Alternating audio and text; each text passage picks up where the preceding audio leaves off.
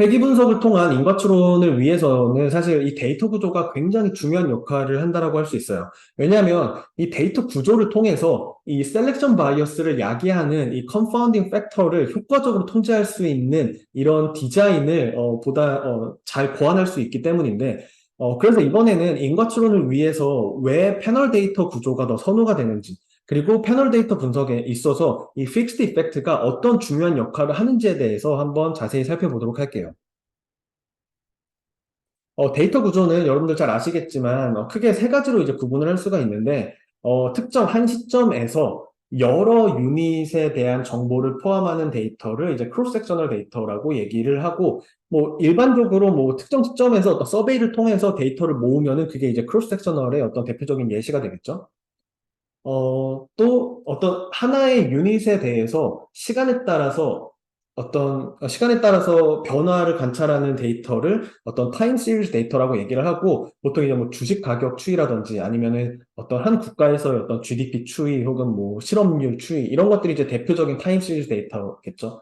그리고 이 두 가지를 모두 합쳐 놓은 거를 이제 패널 데이터 또는 롱지튜디널 데이터라고 얘기를 해요. 그러니까 여러 유닛에 대해서 시간에 걸쳐서 데이터를 이렇게 반복적으로 관찰할 수 있는 경우를 얘기를 하죠. 사실 이게 한 가지 헷갈리면 안 되는 게 이게 이제 동일한 유닛에 대해서 계속 시간에 따라서 계속 관찰이 가능해야 이제 패널 데이터, 롱지튜디널 데이터가 되는 건데 만약 여러 시점의 데이터를 관찰할 수 있지만 뭐 각 시점마다 유닛이 서로 다르거나 아니면은 이 유닛을 특정할 수 있는 어떤 아이디가 없어서 이 시점에 따라서 서로 이제 이게 서로 같은 유닛인지 다른 유닛인지 추적이 불가능한 경우에는 그거는 어떻게 보면은 여러 시점의 크로스 섹셔널 데이터들이 이렇게 단순히 모아져 있다라고 해서 풀드 크로스 섹셔널 데이터라고 해요. 이 풀드 크로스 섹셔널은 패널 데이터와는 분명히 구분되는 특성이 있고 이 뒤에서 다루겠지만 이 풀드 크로스 섹셔널에서는 어떤 한 특정 유닛에 대해서 데이터 포인트가 딱 한 개뿐이기 때문에 픽스드 이펙트를 활용하는 데 있어서 굉장히 제한이 될 수밖에 없어요. 그래서 이 시점과 유닛 측면에서는 이 패널 데이터와 풀드 크로스 섹셔널 데이터가 비슷해 보이지만 그 특성이 다르기 때문에 좀 구분할 필요가 있다라는 거를 좀 명심해 두면 좋을 것 같고요. 데이터 분석을 할 때 데이터 구조를 이해하는 게 가장 그 출발점이라고 볼 수 있는데 특히 인과 추론 관점에서 데이터 구조를 이해를 하는 게 특히 중요하겠죠. 지난번에 이 포텐셜 아웃컴 프레임워크 하에서의 인과 추론이 뭔지에 대해서 이제 계속해서 이제 다뤘었는데 다시 리뷰를 해보자면 인과 추론을 방해하는 최대의 적이 바로 셀렉션 바이어스, 즉 이 트리트먼트가 없는 상황에서 트리트먼트 그룹과 컨트롤 그룹 간의 어떤 시스테메틱한 디퍼런스였고 결국 우리의 최종 목표는 비교 가능한 컨트롤 그룹을 통해서 이 트리트먼트 그룹에 대한 이 카운터 팩추얼을 추정을 하는 거였어요. 그래서 이런 셀렉션 바이어스를 야기하는 요인을 confounding factors, confounder라고 얘기를 했죠. 그래서 이런 인과 추론에 대해서 이런 어떤 데이터 구조를 이해하는 데 있어서 이런 confounder를 시간에 따라 변하지 않는 time invariant한 팩터와 시간에 따라 변하는 time varying한 팩터로 구분을 하는 게 굉장히 도움이 돼요. 사실 인과 추론이라고 하는 거는 딱 잘라서 yes or no의 답이 있다라기보다는 어떤 뭐 연구 컨텍스트라든지 아니면 데이터의 구조나 어떤 데이터의 특성을 고려를 했을 때 인과 추론을 위한 가정이 얼마나 스트릭트한지 또는 또 그 얼마나 믿을만하게 검증할 수 있는지에 따라서 사실 뭐 신뢰성에 대한 정도의 문제일 거예요. 그래서 이 데이터 구조에 따라서 이 인과추론 가정이 어떻게 완화되어 갈 수 있고, 그럼으로써 어떻게 보다 신뢰성 있는 인과추론을 할 수 있을지를 차례로 설명드려 보도록 할게요. 먼저 타임 시리즈 데이터를 살펴보면 이 하나의 유닛에 대해서 여러 시간에 걸쳐 데이터가 이렇게 있겠죠? 근데 만약에 타임 시리즈 데이터에서 이 트리트먼트 이전의 데이터가 없다라고 한번 생각을 해보세요. 그러면은 모든 이 트리트먼트를 받은 이후 기간에서만 데이터를 관찰할 수 있다면은 사실 포텐셜 아웃컴 관점에서는 트리트먼트가 없을 때 어땠을지를 추론을 해야 되는 거잖아요. 어떤 방식으로든. 그런데 만약에 그냥 모든 데이터, 모든 타임 시리즈의 모든 데이터가 전부 다 트리트먼트를 받았으면은 이게 트리트먼트가 없었을 때 어땠을지 추정을 할 수 있는 방법이 아예 없겠죠. 그쵸? 그래서 이런 경우에는 아예 인과 추론이 불가능하고, 그래서 타임 시리즈에서 인과 추론을 하기 위해서는 반드시 이 트리트먼트 전후의 데이터가 있어야 돼요. 그래야지 이제 결국 이 트리티드 아웃컴에 대해서 만약 트리트먼트를 받지 않았다면 어땠을까라는 이 카운터 팩추얼을 이제 추정을 할 수 있고, 그렇게 추정을 하기 위해서는 결국에는 이 트리트먼트를 받기 전에 자기 자신의 데이터를 통해서 이제 그게 가능하겠죠. 여기다가 이제 이 과거의 어떤 아웃컴뿐만 아니라 여기다가 추가적으로 이제 트리트먼트가 없었다면 시간에 따라서 어떻게 변했을지 이런 타임 트렌드에 대해서도 가정을 추가적으로 함으로써 바로 이런 과거 데이터에서 이 타임 트렌드에 대한 어떤 가정에서 벗어난 이런 변화를 이제 추가적인 어떤 트리트먼트의 효과라고 이제 추정을 하는 방식이에요. 그러니까 이런 모델을 흔히 이제 interrupted time series 모델이라고 얘기를 하는데, 이 타임 시리즈 중간에 이렇게 트리트먼트가 있어서 어떤 인터럽션이 있는 경우를 분석하는 모델이기 때문에 이렇게 interrupted time series라고 불리는 거겠죠. 사실 카운터 팩추얼을 추정하는 어떤 이런 인과 추론의 관점에서 이렇게 타임 시리즈를 다시 한번 생각을 해보면은, 이 타임 시리즈 데이터의 가장 치명적인 한계는 바로 untreated unit, 즉 컨트롤 그룹이 없다라는 거예요. 그렇기 때문에 우리가 이제 타임 트렌드에 대해서는 그냥 가정을 할 수밖에 없어요. 뭐 이렇게 뭐 시즈널 이펙트가 있다거나 아니면은 이게 뭐 시간에 따라 증가한다거나 뭐 이런 식으로 가정을 할 수밖에 없는데, 그 가정을 확인할 수 있는 방법이 없을 거예요. 그러니까 이 시간에 따라서 변하는 어떤 이런 변화가 있었다고 했을 때 이게 어떤 우리가 가정한 대로 타임 트렌드에 의한 변화인지 아니면 트리트먼트에 의한 변화인지를 사실 컨트롤 그룹 없이 그냥 자기 자신만 놓고 비교했을 때는 이걸 구분하는 게 굉장히 쉽지 않아요. 그렇기 때문에 사실 이 타임 시리즈 데이터는 인과 추론 관점에서는 굉장히 이런 한계가 있을 수밖에 없고, 만약에 여러분들이 인과관계를 추론하는 게 주된 목적이라고 한다면 가급적이면 가능한 상황이라면 무조건 untreated unit, 즉 컨트롤 그룹을 항상 찾으시기를 권장을 드립니다.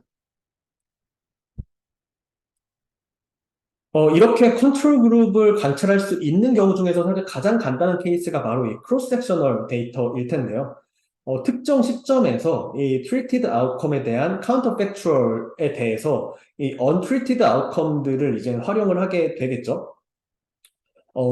결국에는 근데 이게 이 컨트롤 그룹에서의 아웃컴을 가지고 만약 트리트먼트 그룹에서 트리트먼트가 없었다면 있었을 카운터 팩처를 추정하는 게 가능하려면은 이 컨트롤 그룹이 모든 측면에서 트리트먼트 그룹과 비교 가능해야 될 거예요. 트리트먼트를 받았다는 사실을 제외하고는 말이죠. 그러니까 다시 말해서 이렇게 크로스 섹셔널 데이터에서의 그 카운터 팩추얼을 추정을 함으로써 인과관계를 추론하기 위해서는 시간에 따라 변하지 않는 요인과 시간에 따라 변하는 요인, 이 모든 측면에서 비교 가능해야만 이런 인과 추론이 가능하다라는 의미죠. 사실 이 크로스 섹셔널의 가장 대표적인 예시가 아마 이 무작위 실험인데, 무작위 실험은 한 시점에서 만약에 실험을 통해서 트리트먼트 그룹과 컨트롤 그룹을 나눠서 트리트먼트 그룹에만 트리트먼트를 주면은 그 특정 시점에서 두 그룹에서 이제 여러 이제 데이터가 관찰이 되니까 전형적인 크로스 섹셔널 데이터죠. 하지만 이게 이제 우리가 이제 무작위 배정을 통해서 이렇게 그룹을 이렇게 구분을 하고 나면은 이렇게 타임 인베리언트한 팩터뿐만 아니라 타임 베링한 팩터들도 전부 다 이렇게 반반으로 이렇게 분배가 됐기 때문에 이런 가정을 쉽게 만족을 할 수 있겠죠. 그래서 뭐 크로스 섹셔널 데이터라고 무조건 이 인과 추론이 불가능한 건 아니에요. 하지만 이게 실험이 아닌 상황에서 옵저베이셔널 데이터에서는 이러한 가정을 충족하는 컨트롤 그룹을 구하는 게 쉽지만은 않을 수 있겠죠. 그나마 우리가 할 수 있는 최선은 뭐 컨파운더, 우리가 앞에서 이제 리그레션에서 배웠던 것처럼 이 컨파운더에 대한 변수들을 최대한 많이 모아서 이 리그레션에서 어떤 컨트롤 베리어블, 코베리어스를 추가를 하는 게 우리가 할 수 있는 어떤 최선일 거예요. 하지만 그마저도 쉽지 않을 수 있는 게 이런 어떤 이 트리트먼트 그룹과 컨트롤 그룹의 차이를 설명하는 모든 어떤 이 컨트롤 베리어블을 구하는 게 사실 굉장히 쉽지만은 않을 거예요. 이런 관점에서 사실 패널 데이터는 굉장히 좋은 강점이 있어요. 그 중심에는 바로 이 fixed effect의 역할이 있다라고 할 수 있는데, 이 treated unit과 untreated unit에 대해서 이렇게 여러 시점에서의 데이터가 반복적으로 관찰이 가능하다면은 각 유닛에 대한 어떤 픽스드 이펙트를 고려할 수 있어요. 그러니까 여기서 픽스드 이펙트라는 거는 조금 더 쉽게 설명을 하자면은 각 유닛에 대해서 1, 0으로 나타내는 어떤 더미 베리어블, 이 바이너리 인디케이터라고 이해를 해도 좋아요. 그래서 이렇게 만약에 유닛이 3개가 있다고 하면은 3개의 더미 베리어블을 만들 수 있는 건데 그래서 유닛 A에 대한 어떤 더미 베리어블이 있어서 이게 유닛 A에 대한 데이터이면 1, 나머지는 다 0. 또 동일하게 유닛 B에 대한 어떤 더미 베리어블이 있어서 유닛 B면은 1 아니면 0. 또 유닛 C에 대한 더미 베리어블이 있어서 유닛 C면 1 아니면 0. 이런 식으로 모든 유닛에 대한 더미 베리어블을 고려하는 게 픽스드 이펙트라고 이해해도 좋아요. 이렇게 각 유닛에 대한 더미 베리어블을 모두 포함하면은 각 유닛에서 시간에 따라 변하지 않는 모든 특성들을 다 설명하는 어떤 통제 변수의 역할을 하는 거예요. 그러니까 시간에 따라 변하지 않는 컨파운더들을 이 픽스 이펙트로 전부 다 명시적으로 통제할 수 있게 되는 거죠. 다시 정리를 하면은 이 픽스 이펙트라는 거는 각 유닛에 시간에 따라 변하지 않는 모든 요인들을 그게 이제 관찰 가능하던 관찰 가능하지 않던 모든 요인들을 어떤 통제할 수 있는 어떤 또 다른 어떤 컨트롤 베리어블의 역할을 한다라고 이해해 볼 수 있어요. 결과적으로 보면은 이 픽스 이펙트를 고려한 후에는 시간에 따라 변하는 요인에 대해서만 비교 가능한 컨트롤 그룹을 찾으면 이 트리티드 아웃컴에 대해서 이 카운터 팩추얼을 추정할 수 있게 되는 거고 인과 추론이 가능하게 될 수 있다라는 점이에요. 이렇게 이 패널 데이터에서 픽스 이펙트를 활용을 해서 인과 추론을 할 때 이러한 어떤 우리가 충족해야 되는 가정이 한 가지가 완화되는 것을 볼 수 있었죠. 그러니까 타임 인베리언트한 컨파운더는 이 픽스 이펙트로 다 통제가 되니까 우리는 이제 그거는 신경 안 써도 되고 타임 베리잉 컨파운더에 대해서만 이 트리트먼트 그룹과 컨트롤 그룹을 이제 비교 가능하도록 만들면 되는 거예요.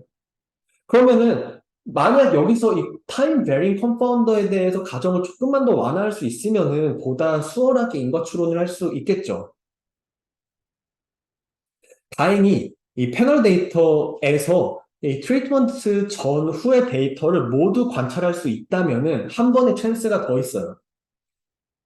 이게 이제 시간에 따라 변하는 컨파운더가 있고, 이제 그게 이제 treated outcome에 대한 counterfactual과 untreated outcome의 차이라고 한다면, 사실 그러한 차이는 이게 이제 트리트먼트가 없을 때도 비슷하게 그런 차이가 있겠죠. 그쵸?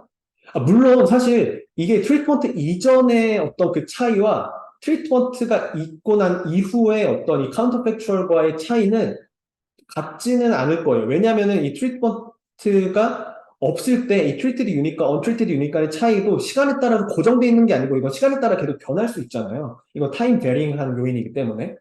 그래서 결과적으로는 만약에 이 트리트먼트 유닛과 언트리티드 유닛 간의 차이가 이 시간에 따라 이 차이의 추세만 비슷하게 만약에 변한다고 한다면 이 트리트먼트 이전의 두 그룹 간의 차이를 통해서 이 트리트먼트 이후의 어떤 타임 베링한 컴파운더를 보다 명시적으로 통제를 하고 추정할 수 있게 되는 거겠죠.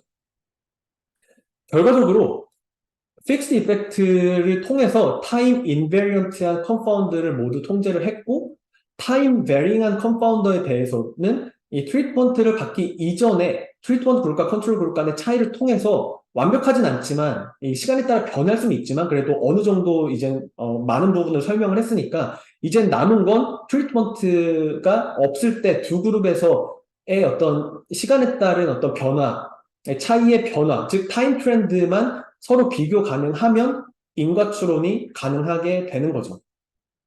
이렇게 인과추론에 대해서 카운터 팩추얼 추정의 관점에서 인과추론의 가정이 어떻게 완화될 수 있는지 순서대로 이렇게 데이터 구조를 비교를 해보니까 왜 패널 데이터, 특히 이 트리트먼트 전후의 데이터가 모두 관찰 가능한 이런 데이터 구조가 인과추론에 있어서 훨씬 더 유리한지에 대해서 좀 더 분명하게 보이시죠? 그런데 앞서 지금 픽스 이펙트 역할을 설명할 때 뭔가 이상하다라고 느끼신 분들도 계실지 모르겠어요. 사실 정확히 맞는 부분인데 사실 지금처럼 이렇게 트리트먼트 이후에만 데이터가 관찰한 경우에는 이 패널 데이터라고 하더라도 픽스 이펙트를 넣으면 분석 자체가 불가능해요. 왜냐하면 다시 한번 생각을 해보면은 이런 지금 여기서 유닛 픽스드 이펙트는 시간에 따라 변하지 않는 유닛들 간의 차이를 전부 통제해버린다 그랬잖아요. 전부 흡수해버린다라고 했기 때문에 여기서 보면은 유닛 A, B, C에 대한 트리트먼트 그룹 여부는 지금 시간에 따라 변하지 않죠. 왜냐하면 트리트먼트 이후의 데이터만 관찰 가능하니까 트리트먼트 유닛 A에 대해서는 어떤 트리트먼트 그러니까 베리어블이 1로 시간에 따라 변하지 않을 거고 이 B와 C에 대해서는 트리트먼트 베리어블이 0으로서 시간에 따라 아예 변하지 않겠죠. 그러니까 이런 상황에서는 이런 어떤 트리트먼트 스테터스를 나타내는 이런 변수가 시간에 따라 변하지 않기 때문에 이 픽스드 이펙트에 전부 다 흡수되어 버려서 결과적으로 이런 픽스드 이펙트와 트리트먼트 이펙트를 동시에 추정할 수 없게 되는 거예요. 그래서 만약 이런 상황에서 트리트먼트 이펙트를 이 픽스드 이펙트와 함께 구하기 위해서는 이렇게 트리트먼트 그룹인지 아닌지 이렇게 1, 0 바이너리로 결정되는 게 아니고 트리트먼트 그룹 내에서도 어떤 트리트먼트 인텐시티에 대한 베리에이션이 어느 정도 있어서 이 픽스드 이펙트에 100% 흡수되지 않고 어떤 남은 어떤 베리에이션이 있어야 이 트리트먼트 이펙트를 어떤 추정할 수 있겠죠. 다시 정리를 하면은 이렇게 픽스드 이펙트를 통해서 시간에 따라 변하지 않는 어떤 유닛 간의 차이를 모두 배제하고 나면 결국 남는 건 이 각 유닛 내에서 시간에 따라 변하는 베리에이션 뿐이에요. 그쵸? 그러니까 결과적으로 우리는 각 유닛 내에서 어떤 시간에 따라 변하는 이런 어떤 베리에이션만 분석을 할 수 있게 되는 거죠. 다시 말해서 각 유닛들에 대한 픽스드 이펙트를 추가를 하면은 유닛 A 내에서의 변화, 유닛 B 내에서의 변화, 유닛 C 내에서의 변화를 우리는 이제 분석할 수 있고, 그것들을 이제 비교하고, 그것들의 이제 평균값들을 통해서, 우리는 이제 전체의 어떤 평균적인 효과를 구할 수 있게 되는 거죠. 그런 의미에서 이 특정 그룹에 대한 어떤 픽스드 이펙트는 해당 그룹 내 within 그룹 컴패리즌을 가능을 하게 만드는 어떤 도구이고 해당 그룹끼리 묶어서 그 안에서 비교를 하는 거니까 어떻게 보면 매칭이랑 비슷한 원리로 작동한다라고 이해해 볼 수도 있어요. 무슨 말인지 이해되시죠? 그러니까 이 픽스드 이펙트가 이 within 그룹 컴패리즌이라는 걸 이해하는 게 굉장히 중요해요. 자, 그리고 픽스 이펙트를 활용해서 이 트리트먼트 이펙트를 구하기 위해서는 앞서 설명드린 대로 어떤 트리트먼트 인텐시티의 어떤 차이가 있거나 아니면 이렇게 트리트먼트 이전 데이터까지 관찰 가능해서 각 그룹, 여기서는 이제 각 유닛 내에서의 어떤 트리트먼트에 대한 베리에이션이 있으면 될 거예요. 그러니까 지금 앞선 모델에서는 지금 트리트먼트인지 아닌지 여부가 시간에 따라 변함이 아예 없었잖아요. 그런데 만약에 트리트먼트를 받기 이전의 데이터가 있으면은 같은 트리트먼트 유닛 A라고 하더라도 어느 시점까지는 트리트먼트가 없었고 그 이후 시점엔 트리트먼트가 있으니까 이거는 이제 시간에 따라 변하니까 픽스 이펙트에 흡수가 안 되고 남아 있을 수 있는 거예요. 그러니까 이제 이때는 이제 픽스 이펙트와 함께 트리트먼트 이펙트를 구할 수가 있게 되는 거겠죠. 그럼 여기서 또 한 가지 굉장히 중요하게 짚고 넘어가야 할 부분이 있는데 사실 한번 생각해 보세요. 유닛 픽스 이펙트는 결국 그 within group comparison이고 유닛 내에서의 변화만을 분석하게 될 거잖아요. 사실 그게 팩트거든요. 그러면은 이 treated unit A 내에서 이렇게 이쪽에 이 treated unit A 내에서의 이 within group comparison을 비교를 해보면은 이 트리트먼트 전후가 있기 때문에 그 차이를 비교 분석하게 되겠죠. 그런데 untreated unit인 B와 C를 보면 어떨까요?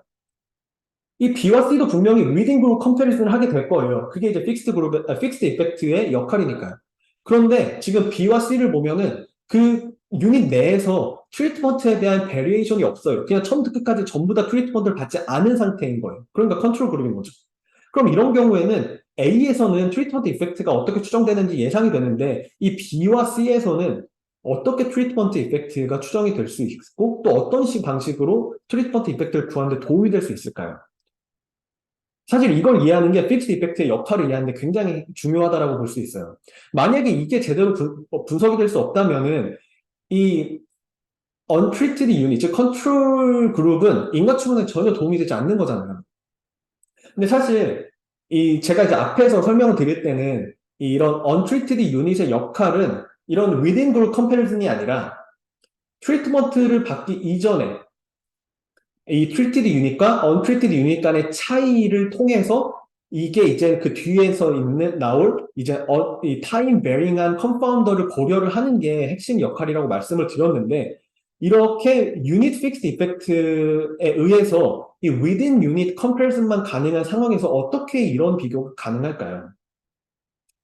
사실 이런 부분에 대해서 많이 생각을 안 해보신 분들도 많으실 텐데, 사실 이런 것들을 이해를 해야 이 픽스 이펙트가 왜 중요하고, 또 유닛 픽스 이펙트뿐만 아니라 다른 종류의 픽스 이펙트도 고려하는 게 어떤 역할을 하는지를 이해를 하는데 굉장히 중요하다라고 생각을 하는데, 사실 이런 어떤 트리트먼트 기간 이전에 이 treated unit과 untreated unit의 차이를 고려하도록 가능하게 만들어주는 역할이 바로 이 time fixed effect예요. 그러니까 time fixed effect라는 거는 똑같아요. unit fixed effect는 해당 각 유닛에 대해서 1, 0으로 나타내는 더미 베리어블이었잖아요. time fixed effect도 해당 시점을 나타내는 그냥 더미 베리어블이라고 이해하셔도 좋아요. 그럼 이렇게 이 time fixed effect를 넣으면은 각 시간대별로 공통된 효과들은 이 타임 픽스 이펙트에 다 흡수가 될 거고 결과적으로 이 시간대별로 각 이 그룹 간의 차이만 남겠죠. 똑같은 시간대별로. 그러니까 이것도 within time comparison을 가능하게 하는 거예요. 그래서 모든 시간대에서 사실 이런 그룹 간의 어떤 평균적인 차이를 구할 수 있고 그거에 대비해서 과연 여기서는 이 트리트먼트의 효과가 얼마나 더, 그 차이가 더 커졌는지를 분석을 함으로써, 그러니까 그 과거에 그 그룹 간의 차이 대비해서 이 트리트먼트 있는 후에 차이가 더 커졌다면 그게 이제 인과적인 효과라고 충분히 우리는 발라낼 수 있는 거겠죠. 사실 이런 이유로 우리가 패널 데이터 분석을 할 때는 이런 유닛 픽스드 이펙트뿐만 아니라 타임 픽스드 이펙트까지 넣는 게 일반적이고 이런 모델을 이제 투-웨이 픽스드 이펙트 모델이라고 얘기를 해요. 그래서 사실, 기존에는 우리가 이제 패널 데이터 분석을 하면 뭐 픽스 이펙트를 넣고, 그리고 이제 이렇게 타임 픽스 이펙트까지 넣는 게 뭐 일반적으로 많이 사람들이 쓰니까 나도 그냥 따라서 쓴다라고도 물론 해도 좋지만, 조금 더, 깊이 있게 이해하기 위해서는 이런 픽스 이펙트가 어떤 역할을 하고, 또 이제, 이런 타임 픽스 이펙트와 이런 유닛 픽스 이펙트를 같이 넣는 이런 투웨이 픽스 이펙트가 왜 인과 추론에 있어서 중요한지에 대해서 여러분들이 조금 더 깊이 있게 이해를 해볼 수가 있겠죠. 사실 제가 이거를 계속 강조를 드리는 이유는 사실 과거에는 이 패널 데이터를 분석을 할 때 이 픽스 이펙트냐 랜덤 이펙트냐 이 선택할 때 아마 여러분들 한번 좀 들어보셨을 거예요. 하우스만 테스트를 많이 이용을 했어요. 그리고 제가 이제 이전에 강의할 때도 이런 하우스만 테스트에 대해서도 비판을 좀 많이 했는데 그럼에도 불구하고 여전히 하우스만 테스트를 버리지 못하시는 분들이 많기 때문에 제가 이번에는 이 픽스 이펙트에 대해서 좀 더 디테일하게 설명을 드리고자 하는 거예요. 왜냐하면 이 하우스만 테스트는 적어도 인과 추론 관점에서만 생각을 해본다면 이 하우스만 테스트는 이미 굉장히 오래되고 사장된 그러니까 옛날 교과서에서만 나오는 얘기예요. 그래서 여러분들이 아마 인과 추론을 목적으로 하는 뭐 최근에 탑저널에 퍼블리시된 논문들을 한번 찾아보면 이 하우스만 테스트를 통해서 픽스 이펙트와 랜덤 이펙트를 결정하는 논문은 적어도 제 기억에서는 찾아볼 수 없고 아마 여러분들도 한번 찾아보시면은 거의 없을 거예요. 현실적으로 이 인과 추론을 위해서는 이 픽스 이펙트가 가장 디폴트로 활용되고 있는 게 어떻게 보면은 팩트라고 볼 수 있어요. 그러니까 왜냐하면은 그 이유는 여러분들 아마 조금 공감하실지 모르겠어요, 이제는. 이 랜덤 이펙트로는 앞에서 설명드린 대로 이런 컨파운더를 제대로 설명하지 못하고 그래서 결국에는 이 컨트롤 그룹을 통해서 이 컨파운더를 제대로 설명을 해서 카운터 팩추얼을 추정을 하고자 하는 이런 인과추론의 목적을 생각해 보면은 사실 랜덤 이펙트는 그 역할을 하지 못해요. 그러니까 픽스 이펙트가 어떻게 보면 디폴트 세팅이라는 거예요. 그래서 보면은 이 모든 오른쪽 표에서 보면은 경제학 논문들에서 얼마나 많은 논문들이 이 픽스 이펙트를 지금 활용하고 있는지를 지금에 대한 어떤 최근 트렌드가 이를 잘 보여주고 있을 거예요. 사실 모든 논문들이 어떤 패널 데이터를 쓰지 않는다라는 걸 감안을 하면은 60% 이상의 논문이 픽스 이펙트를 쓴다라는 거는 사실 패널 데이터 분석에서는 거의 모든 논문이 픽스 이펙트를 쓰고 있다라고 봐도 무방해요. 그렇다고 이 픽스 이펙트의 한계도 분명히 있어요. 이게 픽스 이펙트가 뭐 맞는 도구는 아니고 분명히 한계점도 많은데 그렇다고 이 픽스 이펙트의 한계점이 있다고 해서 그 대안으로 랜덤 이펙트로 돌아가는 게 아니라는 거예요. 그래서 이 픽스 이펙트의 한계가 있기 때문에 이 픽스 이펙트의 이런 한계점을 극복하기 위한 어떤 추가적인 어떤 여러 베리에이션들이 제시가 되는 거지, 그 대안으로 이제 랜덤 이펙트가 되지 않는다라는 거는 또 이제 좀 명심해주면 좋을 것 같고요. 사실 그래서 뭐 정말 특수한 경우에 사실 이 만약에 여러분들이 인과 추론의 어떤 디폴트 옵션인 픽스 이펙트가 아니라 이 랜덤 이펙트를 만약에 반드시 써야 되는 경우라고 한다면은 당연히 이 디폴트 세팅에서 벗어나는 선택을 했기 때문에 그에 대해서 저스티피케이션을 분명하게 제시를 해야 될 거예요. 그렇지 않고 만약에 단순히 뭐 하우스만 테스트를 통해서 랜덤 이펙트를 쓴다라고 설명을 한다면은 어떤 면에 이런 인과추론의 흐름을 제대로 이해하고 있지 못하다는 거를 자인하는 꼴이 될 수도 있을지도 몰라요. 그래서 이 최근 연구에서 이 픽스 이펙트는 이 패널 데이터를 분석하는 가장 어떤 프라이머리한 워크호스, 가장 기본이고 가장 핵심이 되는 도구 중에 하나라는 점을 다시 한번 좀 강조를 드리고 싶고요. 또, 이 패널 데이터를 분석할 때, 또 중요한 어떤 커먼 프랙티스 중에 하나가 바로 이 클러스터드 스탠다드 에러의 활용이에요. 보통 리그레션에서는 이 IID, 즉, 이 모든 에러들이 서로 이 독립적이라고 이제 가정을 하는데, 사실 이 패널 데이터는 그 어떤 데이터 구조의 특성상 사실 동일한 유닛에 대해서 여러 번 반복적으로 관찰하기 때문에 그 똑같은 유닛에 대해서는 시간에 따라 시간이 흐르더라도 그 아웃컴, 어떤 비슷한 요인들을 공유하고 있을 거고, 그렇기 때문에 그들의 아웃컴은 서로 콜리레이션이 있을 가능성이 높고, 또 더 중요하게는 사실, 그 동일한 유닛에 대해서 이 설명 불가능한 어떤 팩터들에 대해서도, 그게 이제 레지듀얼에 담길 텐데, 그런 레지듀얼들도 똑같은 대상이기 때문에 시간이 변한다고 해도 변하긴 하겠지만 서로 연관성이 높을 수밖에 없겠죠. 그러니까 코릴레이션이 있을 수밖에 없겠죠. 즉, 패널 데이터는 그 데이터 구조상 이 IID 가정을 이렇게 위배할 가능성이 매우 높아요. 그렇기 때문에 이걸 완화하기 위해서 이 패널 데이터 분석에서는 보통 유닛별로 이 클러스터드 스탠다드 에러를 구함으로써 이렇게 각 유닛 내에서는 서로 다른 시간에서의 레지듀얼에 대해서는 코릴레이션이 있을 수 있다라는 거를 이제 허용을 하는 게 이제 일반적인 접근이라고 볼 수 있어요. 참고로 이 클러스터드 스탠다드 에러라는 거는 주로 이제 크로스 섹셔널 데이터에서 많이 활용되는 이 로버스트 스탠다드 에러라는 다른 개념이니까 헷갈리지 않길 바라고요.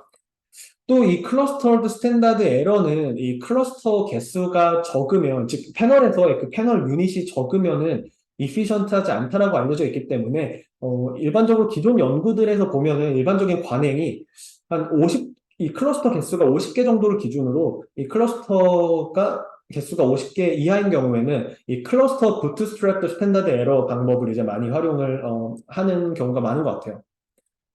그래서 이렇게 이 인과 추론을 위해 패널 데이터를 분석을 할 때는 이 픽스드 이펙트와 그리고 클러스터드 스탠다드 에러가 연구에서 통용되는 표준적인 방법이다라는 것까지 설명을 드렸고요.